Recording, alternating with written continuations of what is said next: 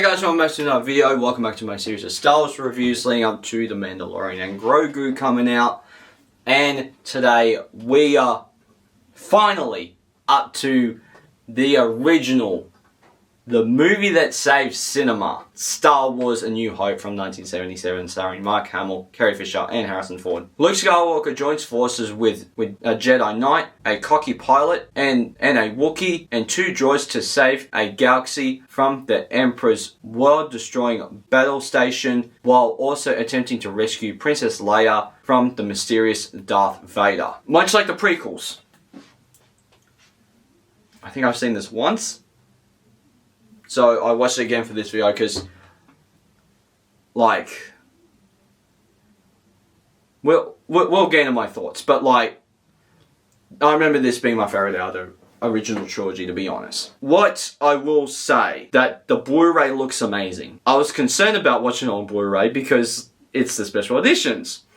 But luckily, the special editions, and I haven't seen the original, so the special editions don't stick out to me as much as some other people, so I was actually happy for that. I like how this movie is basically a twist on the hero's journey story. It does it in a new and unique way that you don't really see in a lot of movies, and it kind of hides the hero's journey-ness of the movie. It's crazy how many droids that these bloody Jawas have collected over the course of being on Tatooine. It's crazy to me. It is one of the best paced movies of all time, I will say that. This and Spider-Man No Way Home.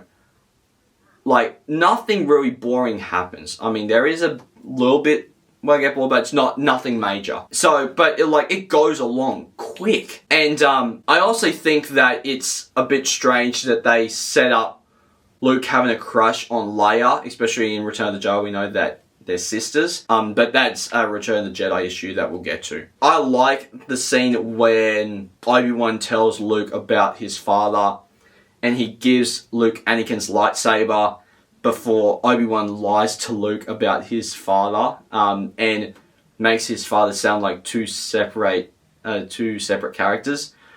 But when you watch the other movies, you know that they're the same person. It's one of those things. It's crazy that people think that the Obi-Wan Kenobi show breaks canon when it doesn't.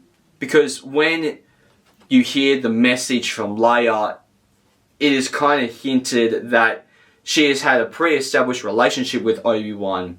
Because it's like, why wouldn't she be sent it to the Rebel base? Why does she need to give it to Obi-Wan? And also, which we get in the show, that they actually have a relationship. And also, even at the end, Vader says, the last time we fought, I was the learner, now I'm the master. So, like, that goes back to, again, the Kenobi show with his fight and stuff, and how he said to Anakin that Vader was the one who killed Anakin, not Obi-Wan Kenobi. So, it connects to A New Hope, people. It works. It doesn't break canon at all. It's crazy how brutal it is when Luke returns home and he sees Uncle Owen and Aunt Peru just dead on the ground in their bones. It's just like, oh my god, that is gross. That is weird. And it's horrifying to see. You see, Jabba actually looks really good. And it's one of those things that you can tell that this version of the movie was updated in the late 2000s, early 2010s. As you guys know, I'm an action guy. That's why I love the comic book movies and those type of movies. So between the action scene where Han and everyone gets onto the Falcon and they leave to go to the Death Star, and then between that and the fall on the Death Star, I was a little bored, but that's not long because, like, that's their journey to the Death Star. So it's like, that's the only bit where I got bored, but even then I wasn't like, oh my god, this is boring. But when the action came, it is great action, and it is non-stop action. The whole escape from the Death Star is one gigantic action scene, and one of the greatest in cinema history. But one of the action scenes that disappointed me is the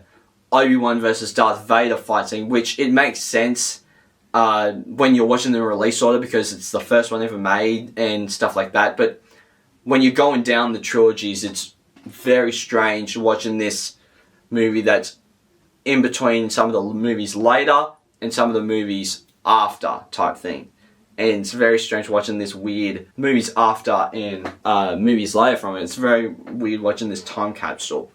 And it's, even though that there is that fan scene that people have done to actually make a good lightsaber fight, integral to this scene, like, which that scene's very, very cool, but it is one of those things. The thing that is kind of strange is the fact that Luke is just able to fly a ship like that, like, he doesn't need any training, he doesn't do any course, he's just like, oh, I can listen to Obi-Wan Kenobi and I can fly a ship. Just because I've rode a bloody speeder, I can fly a ship.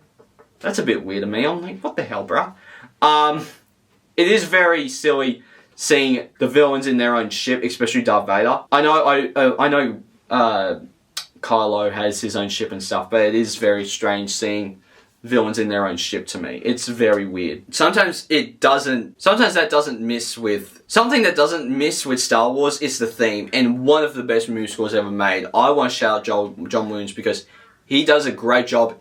We didn't mention him in the prequels, but Duel of the Fates and Battle of Heroes and the theme, Imperial March, everything, that is John Williams, and John Williams is amazing at scores. With Superman and Jurassic Park, stuff like that. He's great, and I love his scores. I'm going to give A New Hope 4.5 out of 5 stars. This is a really, really good movie, but I don't give it 5 stars because I'm not that big of a Star Wars fan. I was a little bored during that little section there. So, yeah, so guys, please, next time we'll be talking about Empire Strikes Back. So guys, please hit the like button down below if you haven't already. Subscribe, press the little bell icon to get notified of future videos I make. I'll see you guys next time. Take care. Bye.